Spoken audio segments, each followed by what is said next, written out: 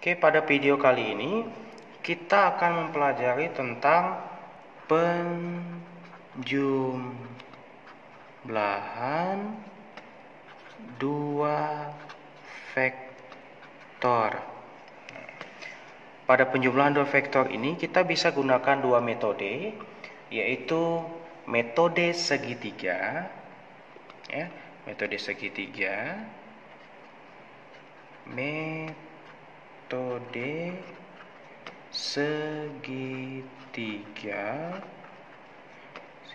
ya. Kemudian metode yang kedua yaitu metode jajar genjang.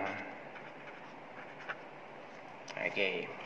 Penjumlahan dua vektor atau penjumlahan vektor biasanya disebut sebagai resultan gitu ya. Jadi penjumlahan vektor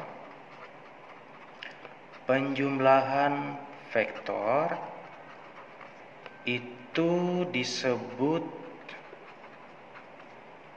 resultan. Nah, jadi apabila kita menambahkan atau menjumlahkan dua vektor atau lebih, maka hasil penjumlahan vektor itu bisa disebut sebagai resultan atau vektor hasil. Nah, untuk metode segitiga, semisal ya kita memiliki garis atau vektor A gitu ya, vektor A.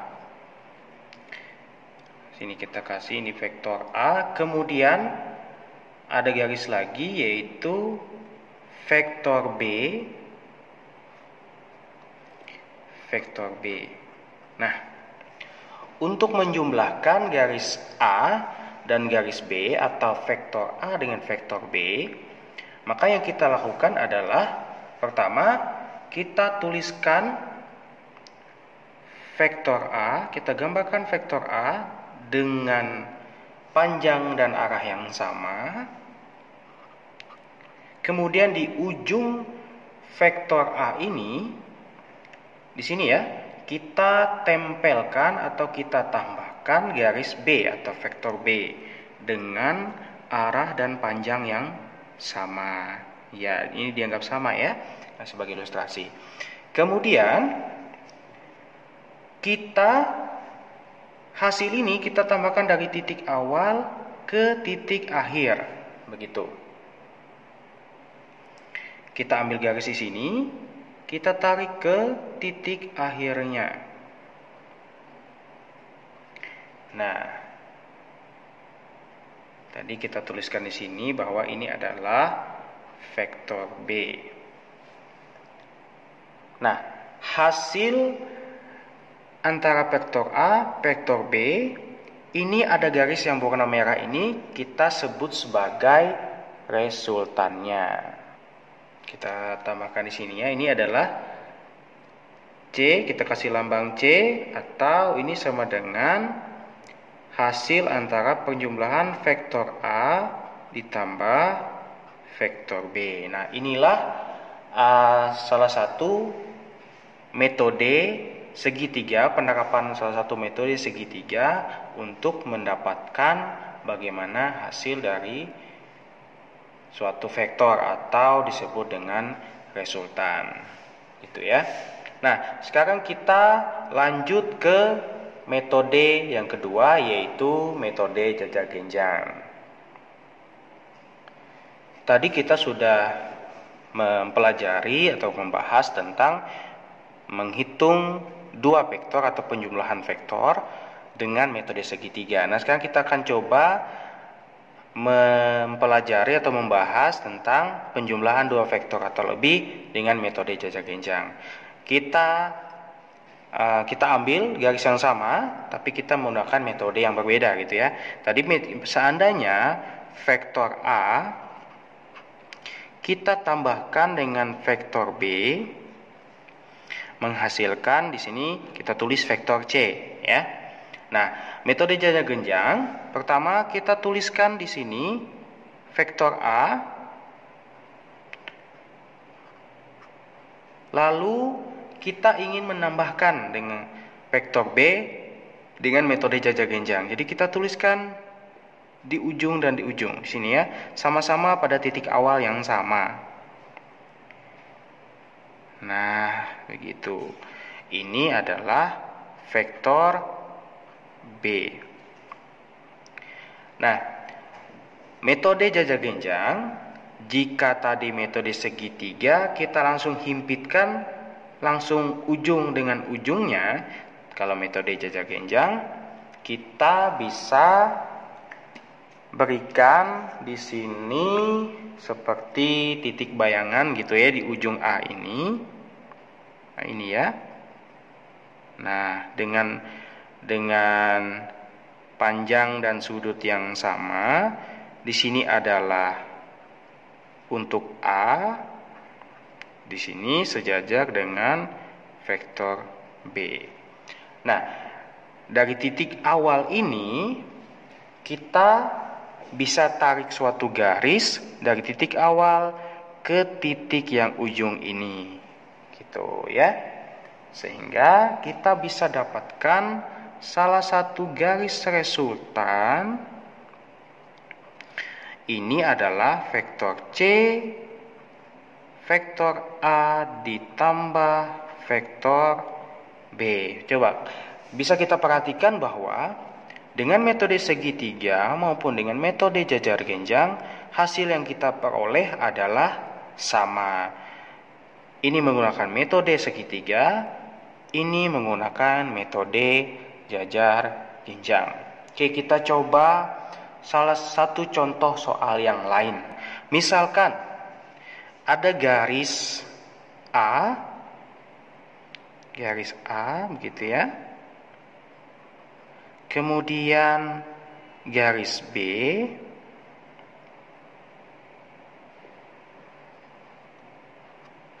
Ini adalah garis, ini vektor A, kemudian ini adalah vektor B.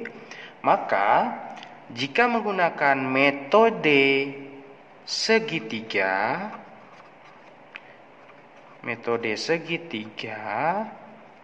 perhitungan kita atau menggambarkannya seperti ini ya. Ini vektor A, kita tambahkan vektor B dengan panjang dan garis yang sama. Lalu di mana hasil resultannya atau vektor J-nya? Kita cukup langsung tambahkan dari titik awal ke titik akhirnya. Nah, gitu ya. Ini bisa kita katakan sebagai vektor C atau penjumlahan dari vektor A dan vektor B gitu ya. Penjumlahan antara vektor A dan vektor B. Nah, kemudian kita terapkan dengan metode jajar genjang. Dituliskan di sini, kalau menggunakan metode jajar genjang, maka ya, metode jajar genjang.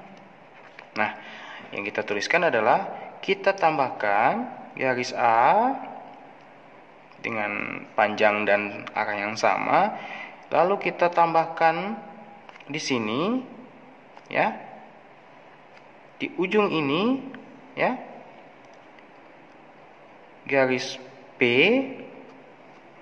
Ini tadi vektor A, ini adalah vektor B. Nah, kita perlu berikan garis bantu di sini ya. Nah, kemudian di sini juga. Nah, ini tadi adalah garis bantu dari vektor A, kemudian ini juga garis bantu dari vektor B. Dari ujung ini hingga ke ujung sini kita tarik garis. Ya. Yang menunjukkan ini adalah vektor dari C. Perhatikan antara garis C dengan metode segitiga dengan metode jajar genjang itu hasilnya sama. Inilah penjelasan dari penjumlahan dua vektor menggunakan metode segitiga dan metode jajar genjang. Oke, sekarang kita lanjut ke sifat-sifat penjumlahan dua vektor berdasarkan operasi dari metode segitiga maupun metode jajar genjang. Sini ya, kita bisa menuliskan sifat-sifat penjumlahan dua vektor ya. Sifat penjumlahan dua vektor. Sifat yang pertama yaitu sifat komutatif ya. Komutatif. Masih ingat sifat komutatif kalau dalam matematika, yaitu vektor A jika ditambah dengan vektor B, maka hasilnya itu sama dengan vektor B ditambah vektor A. Itu bisa kita buktikan dengan metode jajar genjang maupun metode segitiga. Sifat yang kedua yaitu sifat asosiatif. Sifat asosiatif itu artinya berlaku sifat pengelompokan. Ya, misalkan vektor A ditambah vektor B, kita kelompokkan ya, ditambah vektor C itu sama dengan vektor A ditambah kelompok vektor B ditambah vektor C. Nah, begitu. Ya. Ini berlaku sifat asosiatif. Kemudian sifat yang ketiga yaitu elemen identitas. Apa itu elemen identitas? Elemen identitas yaitu vektor 0 ya. Yaitu vektor 0. Vektor 0 ini artinya apabila kita menambahkan vektor A terhadap vektor 0, maka hasilnya juga sama dengan vektor A. Berlaku sifat komutatif yaitu vektor 0 ditambah vektor A. Nah. Lalu sifat yang keempat yaitu yang terakhir, yang bisa kita bahas di sini sebenarnya banyak sifat-sifat dua vektor ya, tapi yang kita bahas sampai ini adalah 4 sifat sini saja. Sifat yang terakhir yaitu inverse tambah. Nah, ini inverse ini artinya kebalikan ya. Artinya yang positif menjadi negatif. Ini juga berlaku apabila vektor A ditambah dengan inverse dari vektor A, maka yang kita dapatkan itu hasilnya adalah vektor dari 0. Nah, vektor 0 atau resultan 0. Nah, inilah sifat-sifat dari penjumlahan dua vektor. Jadi, sifat ini bisa kita terapkan di dalam penjumlahan dua vektor. Contoh soal yang pertama. Ini ya. Contoh soal mengenai vektor. Contoh soal yang pertama, diberikan vektor P sama dengan 2 kali vektor A dikurangi 3 kali vektor B, dan vektor Q itu adalah vektor A ditambah vektor B. Nah, pada soal seperti ini yang ditanyakan adalah nyatakanlah dalam vektor A dan vektor B setiap operasi vektor berikut. Jadi kita diminta untuk menuliskan operasi vektor dalam bentuk vektor A dan vektor B. Oke, pertama yang A, jika vektor P ditambah dengan 3 kali vektor Q. Soalnya yang B, jika vektor P dikurangi 3 kali vektor Q dikurangi 2 kali dari hasil 2 kali vektor P dikurangi vektor Q. Nah, soal-soal seperti ini yang kita lakukan adalah cara menjawabnya adalah seperti ini. Pembahasannya yang A, vektor P kita tuliskan ya, vektor P ditambah 3 kali vektor Q itu sama dengan, ingat tadi P itu apa ya? P itu 2 kali vektor A dikurangi 3 kali vektor B. Jadi kita substitusikan atau kita ganti P dengan 2A, vektor 2A ya, dikurangi 3 kali vektor B. Kemudian kita tambahkan dengan 3 kali, nah ingat yang Q ini ya, 3 kali Q, berarti kita buka, kurung buka, vektor A ditambah dengan vektor B. Nah, seperti ini, ingat tadi sifat ini ya, sifat penjumlahan vektor. Jadi 2A, kita cari suku yang sama ya, 3 vektor B ditambah ini kita kalikan di sini, ini juga kita kalikan di sini. Artinya 3 kali vektor A ditambah 3 kali vektor B. Kemudian ingat tadi penjumlahan ya, berarti 2 kali vektor A ditambah dengan 3 kali vektor B itu menghasilkan 5 kali vektor A. Sedangkan min 3B itu bisa kita katakan sebagai inverse dari 3B. Sehingga ini sama dengan vektor dari 0. Ya. Ingat, vektor 0 ini adalah identitas, sehingga vektor 5A, 5 kali vektor 5 kali vektor A ditambah dengan vektor 0, maka hasilnya adalah 5 kali vektor A. Oke. Kemudian yang B. Yang B ya. Yang B, vektor P dikurangi vektor 3 kali Q gitu ya. Kemudian dikurangi 2 kali dari vektor 2P dikurangi vektor Q, maka hasilnya kita masukkan dulu ya, vektor P itu apa, kemudian vektor Q itu apa. Kita sederhanakan dulu. Vektor P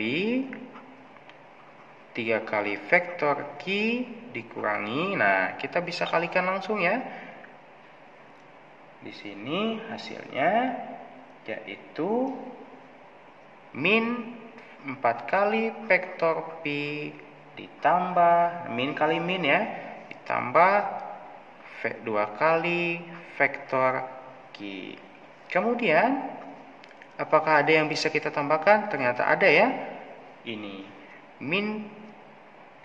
vektor P, di sini juga min 4 kali vektor P, maka hasilnya adalah min 3 kali vektor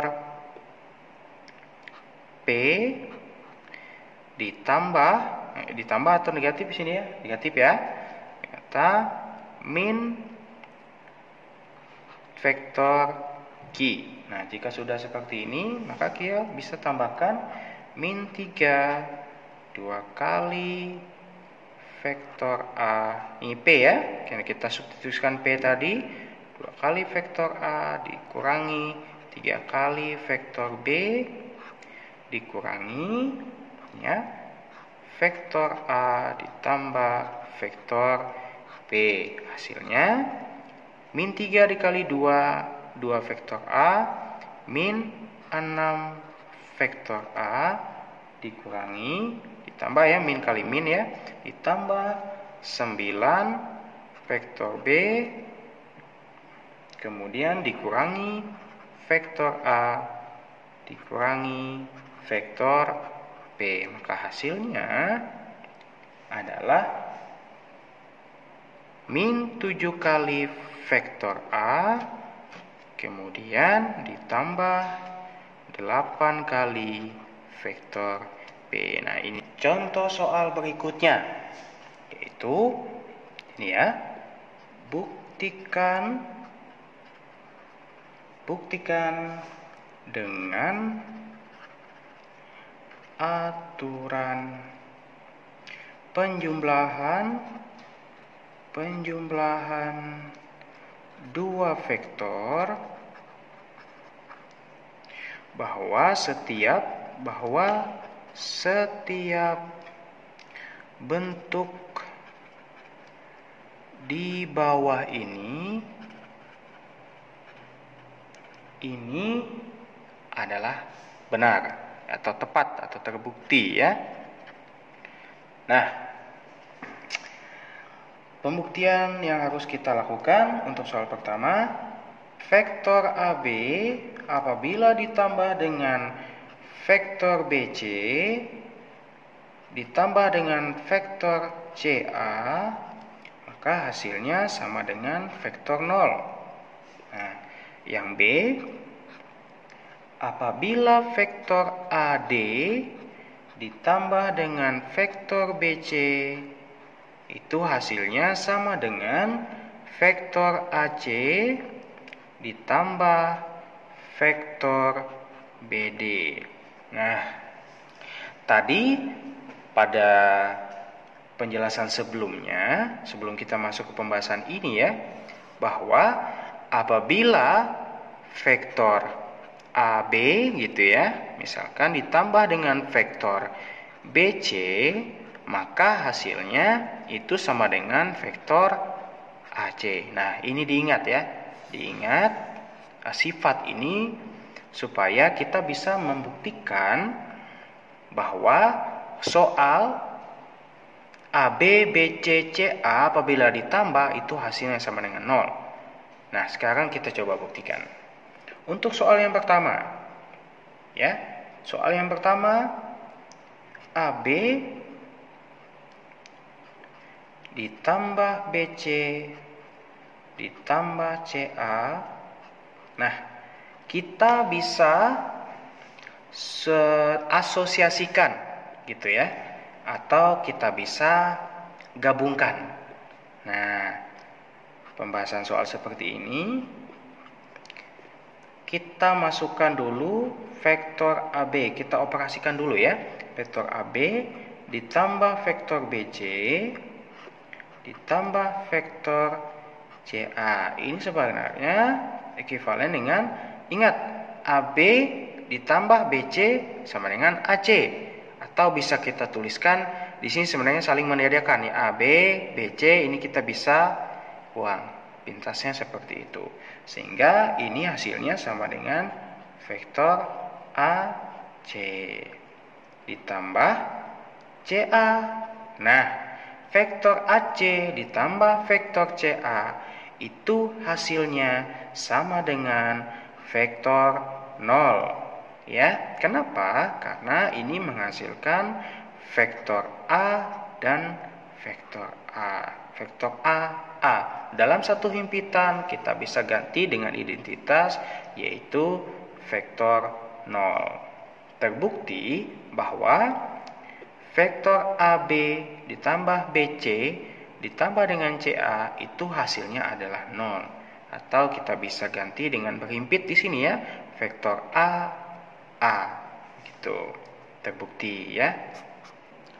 Nah, untuk membuktikan bagian yang B ini, kita bisa gunakan operasi hitung, yaitu sifat asosiatif ya.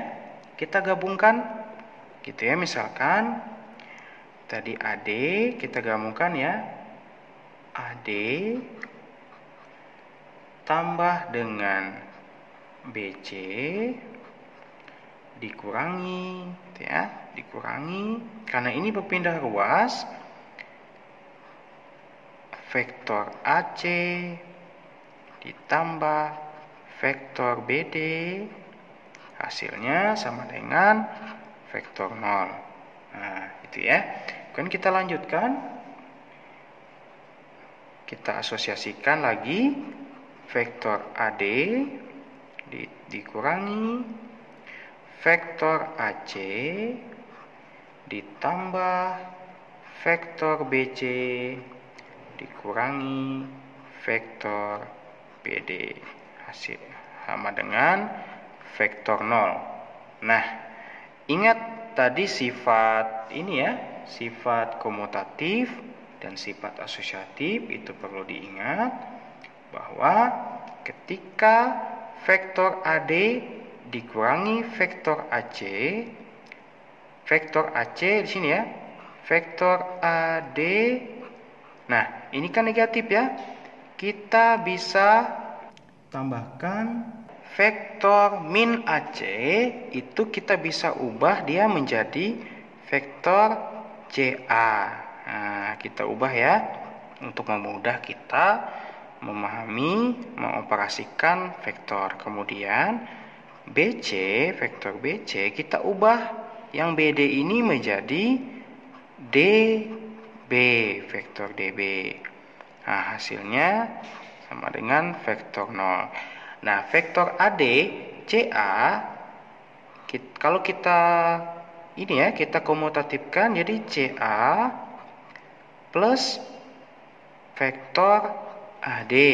Nah, ditambah vektor dari DB gitu ya, ditambah vektor dari BC, hasilnya 0. Apakah hasilnya seperti ini? Apakah berhimpit? Kita buktikan. Vektor CA ditambah vektor AD itu ingat sifat ini ya, hasilnya adalah vektor dari CD. Kemudian DB plus BC ini ya, ingat vektor ini juga, maka hasilnya adalah vektor DC. CD ditambah dengan DC, ini hasilnya sama seperti ini tadi ya, AC, CA, AA, ini juga